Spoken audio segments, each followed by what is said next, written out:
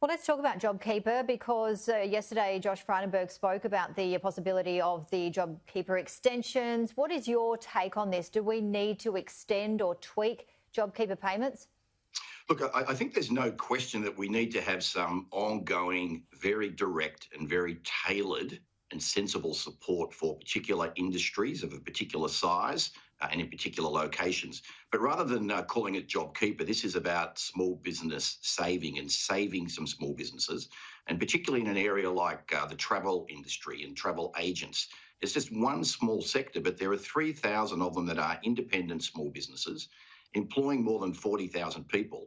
The research we've just conducted says that potentially 2,600 will close on April the 1st, putting another 30,000 people into unemployment, unless there is some tailored, direct small business survival support provided. And it's not necessarily just the federal government. The state governments have got a big role to play here. We need Team Australia getting together and having them both understand, well, what's needed, and then together ensuring that the small businesses in those particular sectors get the support, from a combination of both the state and the federal government, so that we get as many of them through to 2022.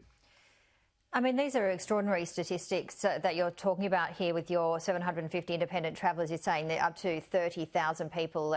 And how many are women? How many men? What else did you find in this survey? Yeah, so the research was done, 750 independent travel agents responded, so that's 750 out of a total of about 3,000. And what we found was that 88% of those that we surveyed, so if we apply that across the 3,000 in total independent travel agents, that'll be 2,600 that closed down. They've got 30,000 employees. Over 2/3 of those employees are female, experienced travel agents. And a couple of things that many people sort of don't realise, and a lot more people are using online, but when Australians in the past have booked overseas trips, particularly sort of older Australians, and there's visas involved and accommodation and tour packages and all of those things, 2/3 rely on travel agents that they're sitting down with and meeting face-to-face or dealing with over the telephone, who are printing out the tickets and all of those sorts of things, putting the documentation inside the travel wallet. So we're not talking about, millennials that just go, online and buy a return ticket to go to Bali and sleep in a tent or whatever up there. We're talking about, older Australians, significant investments.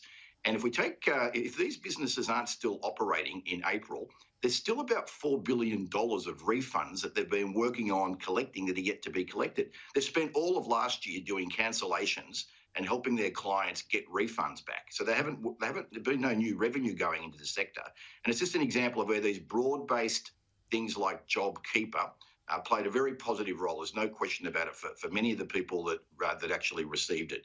But now we've got to get much more targeted. And to some degree, it's a bit like we're in the sort of the last day of a test match. We've got states batting at one end, the federal government batting at the other, and they're arguing with each other, pointing the fingers at each other, as opposed to focusing on what do we need to do to get the right score on the board to win the test.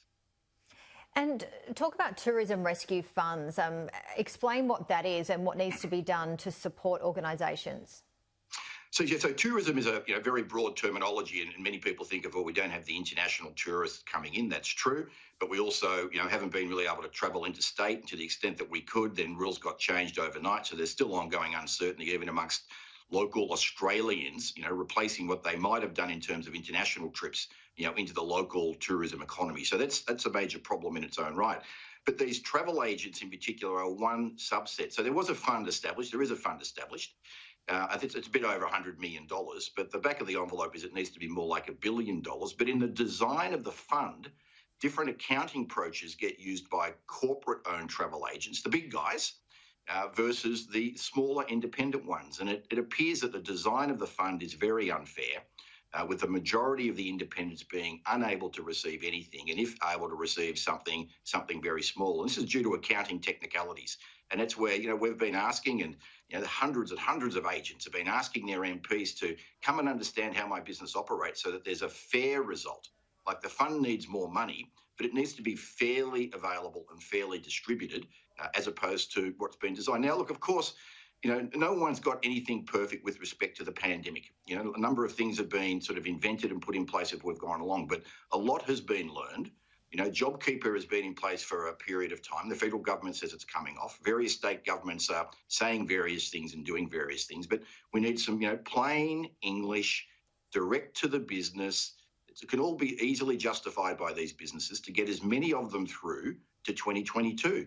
Now, otherwise, if the government's going to be picking winners, they need to start telling us, well, which industries are they picking to be the losers, so those business owners can start making, the adjustments, to get ready to be on unemployment welfare. Yeah, just start moving forward. We've had some recent big announcements about border reopenings and travel, certainly restrictions being lifted. Bill, what are you hearing? I mean, obviously, we're talking about Australia and just moving into other states and so forth. But in terms of domestic travel, are people nervous in terms of buying a ticket to go into state? Or what about when they have to book into a hotel, because you've got to look at the chance of refunds and so forth? So what are people... What are you hearing there?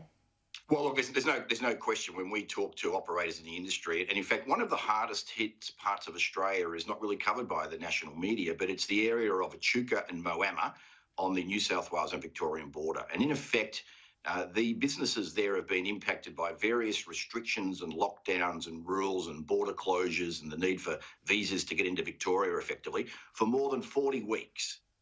So you've got businesses there where, JobKeeper is not helping them and not going to help them anymore. There's absolutely no revenue. They geared up with a whole bunch of bookings, and then overnight, when borders were closed over the Christmas period, those bookings were cancelled. So we have, up in that particular area, it's a little microcosm, but it's probably the hardest hit area. Hundreds of small businesses that all rely upon local tourists, day trippers, weekenders. A lot of people go up onto the Murray River. They need to get back across the border. But the Moama-Echuca area is just one example of a microcosm of an area that's been incredibly hit. And, most consumers, I know in my own case, we were gearing up to head down to Tasmania. Then some changes took place, and it's like, are we going to take the risk? What if we get stuck down there? So, there's changes, but we need now some confidence that the changes will stay in place, and that if there's not the odd couple of positive cases and some new strain, all of a sudden you've got a state premier or two closing everything down again. Bill Lang, always great to speak to you, Executive Director of Small Business Australia. See you soon. Thank you, Janie.